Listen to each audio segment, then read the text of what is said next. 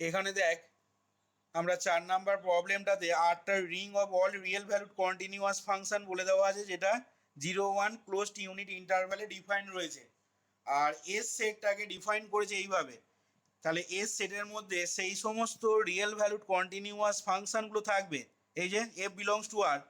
আবার আরটা কি, আরটা তো ring of all real valued continuous function, তার মানে এস সেটের মধ্যে সেই সমস্ত রিয়েল ভ্যালুড কন্টিনিউয়াস ফাংশনগুলো থাকবে যে রিয়েল ভ্যালুড কন্টিনিউয়াস ফাংশনগুলো ক্লোজড ইউনিট ইন্টারভ্যাল 0 1 ডিফাইন থাকবে, এবং তার সাথে কি হবে না এফ অফ হাফ এর মানটা 0 হবে।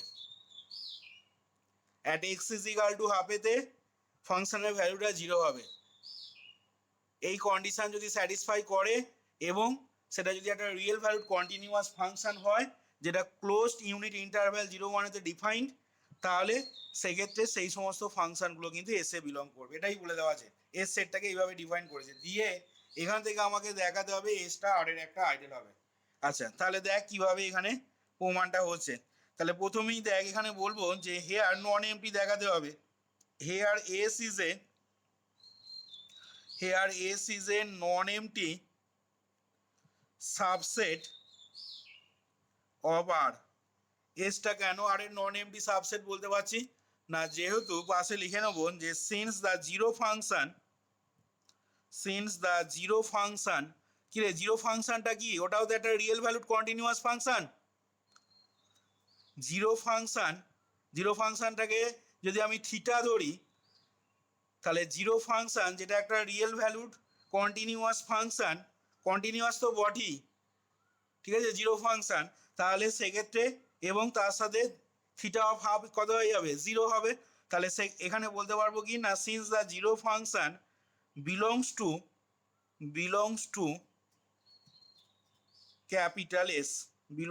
ক্যাপিটাল এস, এখানে দেখ জিরো ফাংশনটাকে ওরা 0 বলেছে, 0 জায়গায় তুই থিটা ধরেও ধরতে পারিস, থিটাও লিখতে পারিস।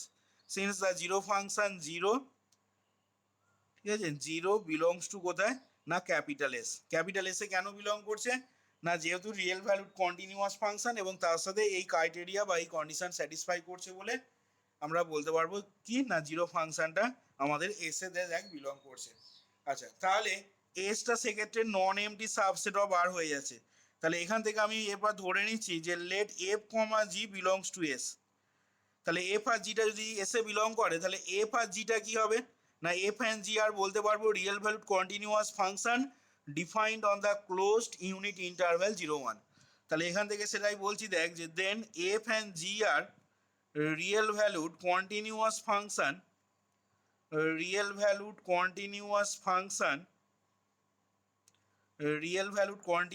ফাংশন যে দুটো ডিফাইন হবে কোথায় না, ডিফাইন্ড অন 0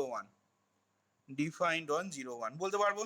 এবং তার সাথে আরও বলতে পারবো দেখ অ্যান্ড এর সাথে এটাও বলতে পারবো f of half is equal to দেখ 0 comma g of half is equal to 0, কারণ এফ আর জিটা এসে বিলং করছে, তাহলে নিশ্চয়ই এই কন্ডিশন স্যাটিসফাই করবে। আচ্ছা, তাহলে দেখ এফ আর জিটা দুটো রিয়েল ভ্যালুড কন্টিনিউয়াস ফাংশন হলো। তোরা পড়েছিলি থার্ড সেমেতে যে এফ আর জি যদি দুটো কন্টিনিউয়াস ফাংশন হয় তাহলে এফ প্লাস মাইনাস জি এটাও কি হবে, এফ আর জি যদি দুটো রিয়েল ভ্যালুড কন্টিনিউয়াস ফাংশন হয় তাহলে দুটো রিয়েল ভ্যালুড কন্টিনিউয়াস ফাংশনের যোগফল, বিয়োগফল, গুণফল এগুলো সবই কি হয়, এগুলো তো কন্টিনিউয়াস ফাংশন হবে। তাহলে এখান থেকে এবার বলবো যে as F and G are real valued continuous function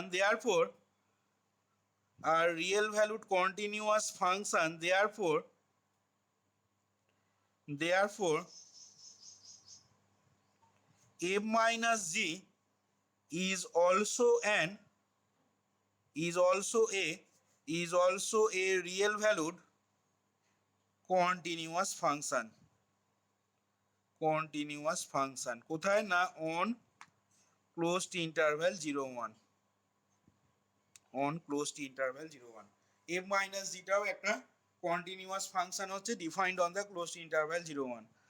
আচ্ছা, এবার আমাকে দেখাতে হবে কি এফ মাইনাস জিটা কিন্তু এখান থেকে এসে বিলং করছে বলতে পারবো না, এফ মাইনাস জিটা একটা রিয়েল ভ্যালুড কন্টিনিউয়াস ফাংশন হলো 1 0 1 এতে, এবার এফ মাইনাস জিটা এসে বিলং করছে তখনই বলতে পারবো যদি আমরা এখন এটা দেখাতে পারি। Now f minus g of half এটা বার করছি, দেখ তাহলে এটা সমান কি হবে না F of half minus g of half. এবার খেয়াল করে দেখ এফ অফ হাফ সমান দেখ কত আছে 0, জি অফ হাফ সমান 0, তাহলে এখান থেকে পেয়ে যাচ্ছি 0 মাইনাস 0 সমান 0। তাহলে সেক্ষেত্রে দেখ F minus g of half সমান 0 পেয়ে যাচ্ছিস, তাহলে দ্যাট ইজ এবার দেখ বলতে পারবো আমরা কি বলতে পারবো না this shows that F minus জিটা this shows that F minus জিটা belong করছে কোথায়, বিলংস টু ক্যাপিটাল এস। এবং এটা বিলং করছে ক্যাপিটাল এস কার জন্য না for F comma G belongs two capital S. তাহলে দেখ আইডিয়াল হওয়ার জন্য কন্ডিশন, প্রথম কন্ডিশনটা নেসেসারি সাফিসিয়েন্ট কন্ডিশন, যেটা আমরা আগের দিন থিওরেম কততে প্রমাণ করেছিলাম না 3.7.2, সেই থিওরেম 3.7.2 এর প্রথম কন্ডিশনটা দেখ এখানে স্যাটিসফাই করে গেল। আচ্ছা এবার আমি কি করব না ক্যাপিটাল আর থেকে আমি একটা এলিমেন্ট আরবিট্রারি নেব। Let h belongs to R be chosen arbitrarily, be chosen arbitrarily. আচ্ছা এবার দেখ তাহলে এইচ বিলংস টু আরটাকে আমি আরবিট্রারিলি চুজ করলাম, তাহলে সেক্ষেত্রে দেখ এইচটা আরে বিলং করলে কি হবে, এইচটাতে একটা রিয়েল ভ্যালুড কন্টিনিউয়াস ফাংশন হবে, কারণ আরটা কি, আরটা বলে দেওয়া আছে ring of all real valued continuous function defined on the close interval 0, 1। তাহলে সেক্ষেত্রে দেখ বলতে পারবো then capital H is a real valued continuous function, real valued continuous function, continuous function defined on closed interval 0, 1। আচ্ছা হলো, তাহলে এখান থেকে দেখ এইচটা একটা রিয়েল ভ্যালুড কন্টিনিউয়াস ফাংশন, এফটা একটা রিয়েল ভ্যালুড কন্টিনিউয়াস ফাংশন, তাহলে H dot F R F dot H এগুলো কি হবে, এগুলো তো কন্টিনিউয়াস হবে, দুটো কন্টিনিউয়াস ফাংশনের প্রোডাক্ট করছি। তাহলে সেক্ষেত্রে বলছি দেখ যে then H dot F and F dot H আর বোথ কি হবে, কি লিখবো না আর both real valued continuous function, real valued continuous function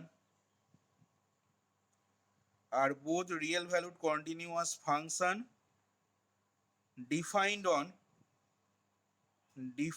on কোথায় ডিফাইন্ড রয়েছে, defined on closed interval 0, 1, 0, 1 closed ইন্টারভ্যালে ডিফাইন্ড রয়েছে।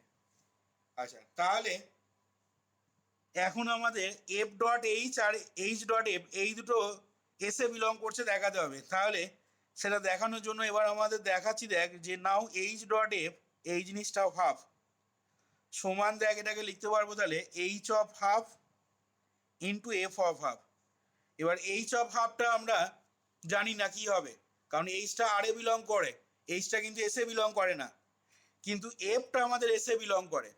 তাহলে এখান থেকে এইচ অফ হাফটা যেমন আছে থাকলো, আর এর জায়গায় আমি বসিয়ে নেবো কত, এফ অফ হাফটা দেখ আছে আমাদের 0, তাহলে সেক্ষেত্রে আমরা পেয়ে যাচ্ছি 0। Also F H of half সমান এটা হয়ে যাবে দেখ F of half into H of half, তাহলে এখান থেকে আবার 0 ইন্টু এইচ অফ হাফ সমান এটাও দেখ আমাদের 0 চলে এলো। তাহলে দেয়ারফর বা দাস ইট ফলোজ দ্যাট তাহলে এখান থেকে কি ফলো করবে না H dot F comma F dot H belongs to S কার জন্য না for small H belongs to R and small F belongs to S বলতে পারি। এটার জন্য এইচ ডট এফ এবং এফ ডট এইচটা দেখ এসে বিলং করলো, প্রথমে রিয়েল ভ্যালুড কন্টিনিউয়াস ফাংশন বললাম on closed interval defined on closed interval 0, 1, আর তারপরে H dot F of half সমান 0 পেয়েছি আর F dot H of half সমান 0 পেয়েছি, তাহলে এখান থেকে আমি বলতে পারছি এইচ ডট এফ এবং এফ ডট এইচটা এসে বিলং করছে। তাহলে দেখ সেক্ষেত্রে কি হয়ে গেল না আইডেল হওয়ার জন্য দেখ সমস্ত কন্ডিশনগুলি স্যাটিসফাই করেছে এসটা প্রথমে নন এমটি সাবসেট দেখিয়েছি আর এর, আর তারপরে দুটো এলিমেন্ট এফ আর জি থেকে ধরে নিয়ে আমরা দেখেছি কি না এফ মাইনাস জিটা এসে বিলং করছে, F minus G belongs to S. আর শেষে দেখ এটা দেখালাম, তাহলে এখান থেকে আমি বলতে পারবো যে hence hence it proves that capital S is an hence it proves that capital S is an ideal of R. তাহলে দেখ এইখানে আমাদের আইডেল অফ আর 4 নাম্বার যে আইডেলের উদাহরণটা নিলাম সেই 4 নাম্বার উদাহরণটা এখানে দেখ শেষ হলো। দেখ বুঝতে পারলি কিনা।